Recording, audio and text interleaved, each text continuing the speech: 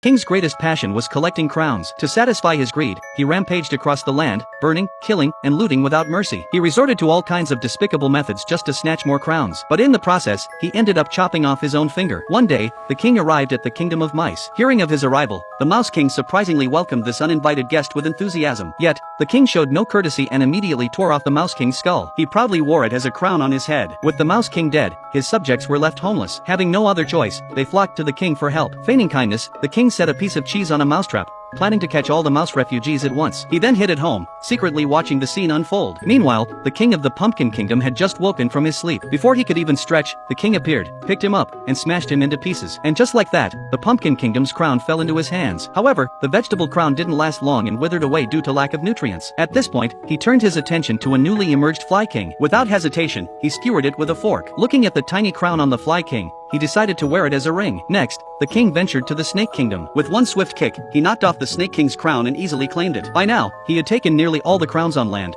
but he still wasn't satisfied. So, he dove into the sea and snatched the Fish King's crown without a second thought. Even then, his greed knew no bounds. When he saw the massive crown atop the mountain god's head, he immediately grew envious. He returned home, gathered a large army, and launched an all-out attack on the mountain god. But no matter how hard he tried, the mountain god remained unharmed. Thinking quickly, the king used a launcher to catapult himself into the mountain god's crown. To his surprise, the inside of the crown was filled with blooming flowers. The intoxicating pollen only deepened his desire for the crown. At this moment, he became delusional, thinking the crown on his finger belonged to someone else. So, he drew out a dagger. In the end, the king bled to death inside the mountain god's crown.